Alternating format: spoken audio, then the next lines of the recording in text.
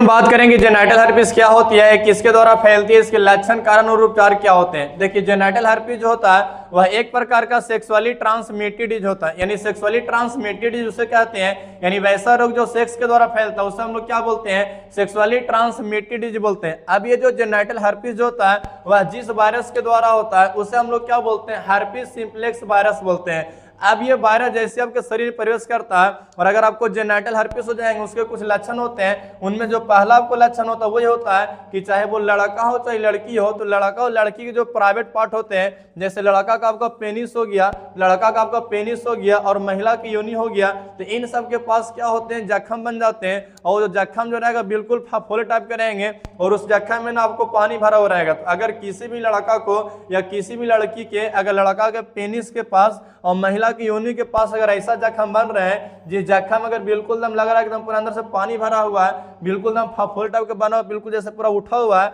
ये जख्म इस बात का संकेत आपको मिलता है कि आपको ना जेनाइटल हर्पिस हो गया। प्लस में क्या होता है कि जैसे आपको जेनाइटल हर्पिस हो जाएंगे तो उसके बाद जब वो फफोले टाइप का जब जख्म फूटेंगे तो फूट करके ना वो जख्म पूरा पसर जाता है और पसर के आपको बिल्कुल ऐसे घाव बन जाते हैं। तो इस तरह से घाव अगर किसी भी लड़का को दिख रहा है या लड़की को, तो इसका मतलब ये बनता है कि आपको ना जेनाइटल हर्पिस का संकेत है। प्लस में साथ साथ में क्या होता है, जिन लोगों को जेनाइटल हर्पिस हो जाते हैं उसके शरीर पर क्या होता है कि पूरा ऐसे चकते चकते बन जाते हैं और चकता चकता बनने से क्या होता है, इन जगहों पर क्या होता है, बहुत ज्यादा ना खुजली होना शुरू हो जाता है। अब अगर सोचो, अगर आपके प्राइवेट पार्ट हो गया या मुंह हो गया, ओठ हो गया या शरीर के किसी पार्ट में अगर पूरे फफोल टाइप के जख्म बन गए, वो फूट करके पूरा पसर गए और वहां पर बहुत ज्यादा खुजली हो रहा है, तो ये संकेत आपको मिलता है कि आपको ना जेनाइटल हर्पिस हो सकता है। अब ये ना जेनाइटल हर्पिस का आपको लक्षण होता है। प्लस में क्या होता है कि जिन लोगों को भी जेनाइटल हर्पिस होता है, तो जेनाइटल हर्पिस होने पर क्या होता है कि आप जैसे पेशाब कीजिए तो पेशाब करने पर क्या होता है, आपको ना बहुत ज्यादा आपको तड़तड़ाहट हो सकता है,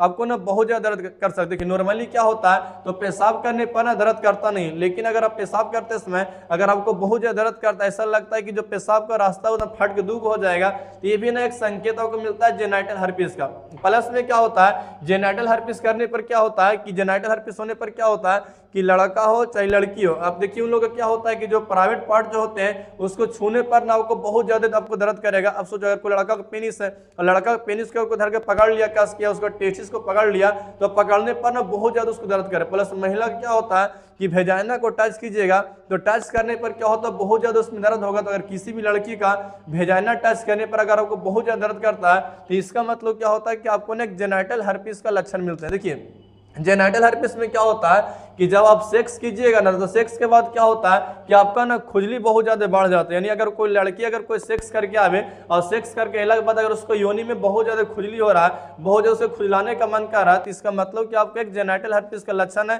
क्योंकि सेक्स के बाद आमतौर पर योनि में खुजली वगैरह नहीं होते हैं और बहुत ज्यादा खजट हो गया, खुजली होना शुरू हो गया, और खास करके सेक्स के बाद तो आपको जेनाइटल हर्पिस का एक लक्षण मिलते हैं। साथ साथ में क्या होता है कि जैसे ही कोई सेक्स करता है तो सेक्स के बाद ये जो जख्म जो होते हैं, ये फफोले जो होते हैं अपना रूप थोड़ा और बड़ा करते हैं और ये ना पसार करके और बड़ा बन जाते हैं। यानी जितना अगर आप सेक्सुअली संबंध में आता है, जितना सेक्स वगैरह बनाते हैं, उसके बाद ये जो जख्म होते हैं, फफोले जो होते हैं, वो अपना ना रूप और विस्तार और क्या करता है, बड़ा करता है। देखिए अब ये जो आपका जो जेनाइटल हर्पिस जो होता है, इसके लिए दो को वायरस जिम्मेदार होते हैं। एक को हम लोग क्या बोलते हैं, हर्पिस सिंप्लेक्स वायरस 1 बोलते हैं, और एक को बोलते हैं हर्पिस सिंप्लेक्स वायरस 2 बोलते हैं। देखिए हर्पिस सिंप्लेक्स वायरस 1 क्या करता है कि जब इससे अगर इन्फेक्शन हो गए तो आपका जो मुंह हो गया, अब लड़की का ना ये ओठ हो गया, अभी कितना सुंदर ओठ है, अब इस ओठ के पास ना ये जख्म बन गए। तो अगर आपको ओठ के पास जख्म बनता है, मुंह के पास जख्म बनता है, तो इसका मतलब जो आपको जो जेनाइटल हर्पिस जो इन्फेक्शन हुआ, ये किससे हुआ, तो आपका HSV1 से हुआ। प्लस साथ अगर देखिएगा, अगर आपका जो ये जो आपका जो HSV1 या फिर जो जेनाइटल हर्पिस जो मुंह के पास होते हैं, इसमें क्या होता है, ये जो मुंह के पास जख्म जो बनते हैं आमतौर पर ये किससे होता है, तो ये ना आपको एनल आपको ओरल सेक्स होता है। ओरल सेक्स से मतलब क्या होता है कि ये जो लड़का वाला लड़कियां जो चूसा चूसी वाला काम करते हैं, इनसे क्या होता है आपको ना जेनाइटल हर्पिस हो सकता है। इसलिए आपको ओरल सेक्स एकदम नहीं करना, ये नहीं कि धर के पकड़ना चूसना शुरू कर दे, इन सब से क्या होता है ना आपको बीमारी हो सकती है। प्लस देखिएगा तो आपको जो इसके लिए एक और वायरस इसको बोलते हैं HSV2 बोलते हैं। HSV2 क्या करता है कि लड़का और लड़की के जो प्राइवेट पार्ट होते हैं, जैसे लड़का का पेनिस हो गया, लड़की का योनि हो गया, अब इन सब के पास क्या होता है कि वो जख्म करता है। अगर आपको प्राइवेट पार्ट के पास जख्म होते हैं, इन लड़की की योनि के पास जख्म होता है, पूरा खुजली होता है, लड़का के पेनिस के पास पूरा खुजली होता है, अभी लड़की के पकड़ के पूरा योनि के पास पूरा खुजली होगा और लड़का के योनि के पास पूरा खुजली होगा। तो अगर आपको प्राइवेट पार्ट में जख्म बनते हैं तो इसका मतलब ये बनता है कि आपका ना इन्फेक्शन HSV2 से हुआ।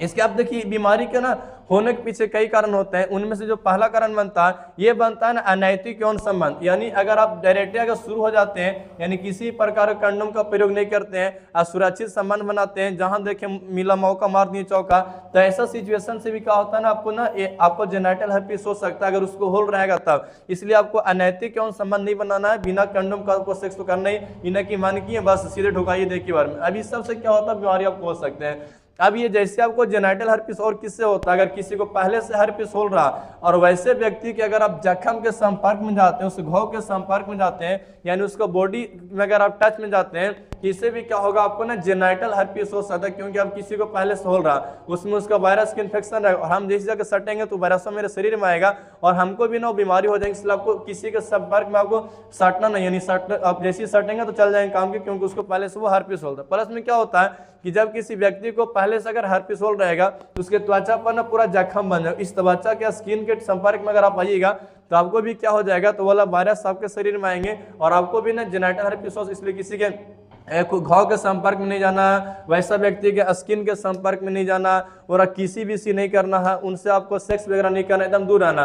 देखिए अब अगर कोई महिला को अगर पहले से जेनिटल हर्पिस हो रहा तो इस महिला से भी जो उसका जो बचवा होता है ना, बचवा को हो जाएगा जेनिटल हर्पिस, क्योंकि माँ बच्चा के संपर्क में रहवे करेगी, दूध पिलाएगी, बच्चा किसी भी से करेगी। इससे क्या होता है, नहीं बेचारा कितना बढ़िया सुंदर बच्चा है। अब अगर एक मैया को पहले से अगर जेनिटल हर्पिस या बचवा को हो रहा तो या बप्पा को अगर हो रहा तो उससे ना ओकरा बेटो को हो जाएगा। इसलिए ऐसे माँ को पहले से पूरा इलाज करा के बढ़िया सेफ रहना चाहिए, क्योंकि आपको बच्चा ना बाद में बीमार पड़ सकता है। अब देखिए होता है क्या ना कि अगर आप समय रहता है अगर इस बीमारी का इलाज नहीं करवाते हैं तो समय के साथ क्या होता है, बीमारी बहुत ज्यादा जटिल हो जाता है, एक बहुत बड़ा घाव का रूप ले सकता है, आपको बार बार एकदम पेनफुल में पूरा दर्दनाक जख्म बन जाएंगे, सिचुएशन इतना बिगड़ जाता है। कभी कभी क्या होता है इस बीमारी में आपको ना एड्स जैसा आपको लक्षण प्रकट होना शुरू हो जाएंगे। इसलिए आपको जैसे ये सब लक्षण दिखे आप तुरंत डॉक्टर के पास जाइए, डॉक्टर संपर्क कीजिए, नहीं तो आपको आगे चल करके बहुत ज्यादा क्या जटिलताएं बढ़ सकती है।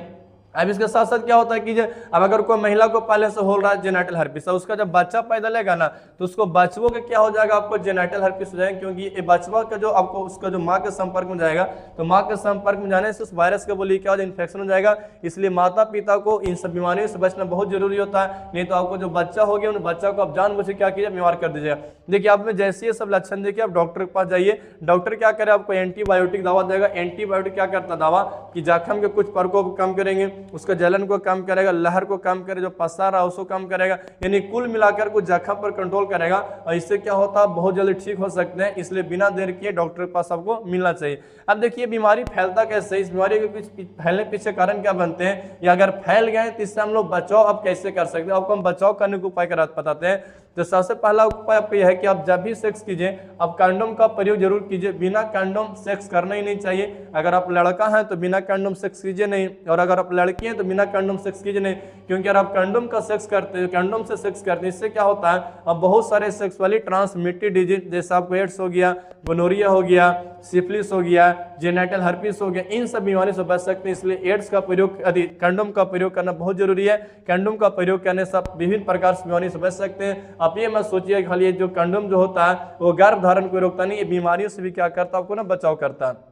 साथ साथ देखिएगा आपको ना असुरक्षित यौन संबंध नहीं करना, ये नहीं कि जहां मौका मिला वहां डायरेक्ट शुरू हो गए। आपको जब भी सेक्स कीजिए आप अपना कंडोम का प्रयोग जरूर कीजिए। इसलिए अगर आप अपना बॉयफ्रेंड से मिलने जाते हैं या गर्लफ्रेंड से मिलने जाते हैं तो अपना कंडोम का प्रयोग अपना कंडोम को लेके जाइए, क्योंकि हो सकता है कि अगर आपको मौका मिले जोश चढ़े शुरू हो जाएंगे। तो इस सिचुएशन में क्या होता है, इससे ना अगर आप डायरेक्ट शुरू हो जाते हैं तो इससे क्या होता है इन्फेक्शन को बढ़ने के चांस ज्यादा होते हैं और आपको ना बीमारियां हो सकती है। प्लस में आपको अपना करना क्या आपको ना पार्टनर अपना बार बार चेंज नहीं करना। ये नहीं कि आज एकरा फंसाए, परसों ओकरा फंसाए, तीसरों ओकरा फंसाए, चौथे ओकरा फंसाए, आज चारों के फंसा रहे हैं, चारों के सर्वर 4 जगह ले रहे हैं। तो इससे क्या होता है, इन्फेक्शन कुछ ज़्यादा आपको जा सकते हैं। अब ज़्यादा जब इन्फेक्शन फैलेगा या फैलने के चांस थोड़ा ज़्यादा होते हैं, इसलिए अपना पार्टनर आपको चेंज नहीं करना। आप एगो सिंगल बॉयफ्रेंड रखिए, आप एगो सिंगल गर्लफ्रेंड रखिए, क्योंकि 4 जगह जाने से क्या होता है, आप चारों को पता नहीं क्या क्या हो जाएंगे नहीं हो जाएंगे, इससे आपको ना बीमारियां होने का चांस थोड़ा सा रिस्क ज़्यादा होते हैं। जैसे ऐसा अगर आप में अंदर लक्षण दिखे, आप मेरे वीडियो देखें, अगर आपको समझ में आया कि मेरा ऐसा लक्षण आ रहा है, तो आपको बिना देर किए आपको डॉक्टर के पास जाना है। डॉक्टर क्या करेगा,